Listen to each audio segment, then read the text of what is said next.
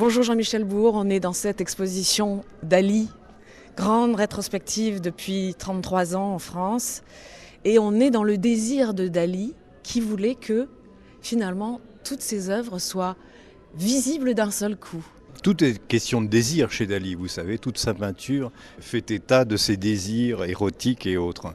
Et effectivement, il y avait un désir de Dali par rapport au Centre Pompidou de faire une exposition sans mur, ce qu'on a essayé de réaliser ici, de telle sorte qu'on n'ait pas une déambulation telle qu'elles se font habituellement de salle en salle, mais une déambulation quasi circulaire ou sinusoïdale.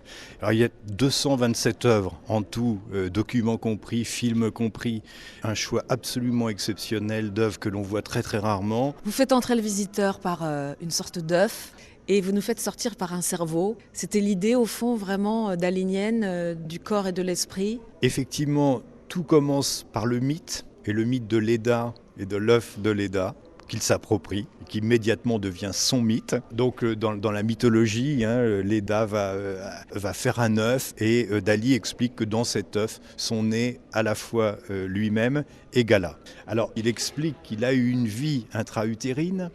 L'œuf, c'est aussi l'univers du mou. Et on verra l'univers du mou, comment il devient important dans toute sa peinture, avec les montres molles, avec le pain anthropomorphe qui est un pain mou, avec les sexes qui eux-mêmes sont des sexes mous. Il avait une sorte de phobie aussi par rapport à la sexualité. On parle beaucoup de son impuissance dans sa vie et de tout ça. En tout cas, il disait qu'il n'était pas un performeur sexuel. Et il était surtout un grand voyeur. Et en revanche, il se refusait au contact.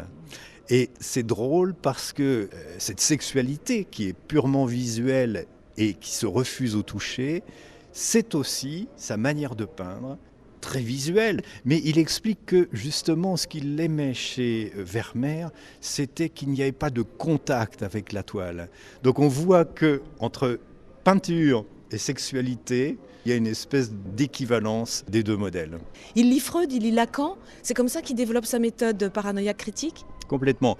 Il lit Freud dans les années 20 et à partir des travaux de Freud sur le subconscient, Dali va apporter quelque chose de nouveau à l'histoire du surréalisme. Ce qui est nouveau dans la méthode paranoïaque critique, c'est que Dali est dans un état de conscience absolue. C'est-à-dire qu'il est un conscient qui travaille sur la question de l'inconscience. Et son projet, c'est de infléchir le cours de la réalité, de la normalité d'une certaine manière, qu'il infléchit par des accidents ou par des interprétations qui relèvent évidemment d'une interprétation délirante. Alors, l'exposition ne cache pas les rapports troubles qu'entretenait Dali avec les dictateurs. Qu'est-ce que c'était ça? C'était l'idée d'être la parole du diable? C'était l'idée d'être pervers, il se définissait comme pervers polymorphe, comme vous savez. C'était l'idée évidemment de choquer, mais il y a aussi, je pense, une certaine fascination pour le pouvoir chez Dali. Toute son interprétation qui va faire problème dans ses relations avec Breton dans les années 30 à propos de Hitler, relève véritablement de la fascination du dictateur.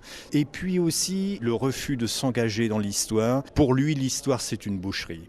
Mais il n'est pas un homme d'engagement, il n'est pas Picasso avec Guernica. Dali est quelqu'un qui a peur. Il se dit lui-même de ce fragile mollusque sans coquille. Il se définit toujours comme ça, il se représente comme ça. Depuis les récentes recherches qui ont été faites sur son œuvre, qu'est-ce qu'on pourrait ajouter à la liste déjà longue de tous les qualificatifs daliniens? Dès les années 20, il commence à se construire un personnage.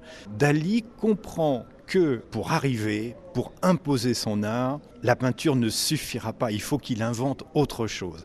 C'est incroyable, ce peintre qui a comme modèle Vermeer, Velázquez, qui est un peintre de génie, certainement un des plus grands peintres du XXe siècle, mais ça ne lui suffit pas. Et donc, il se dit qu'il doit inventer autre chose pour surpasser son grand rival Picasso. Et pour le surpasser, il faut changer de modèle et être Picasso et être Buster Keaton en même temps.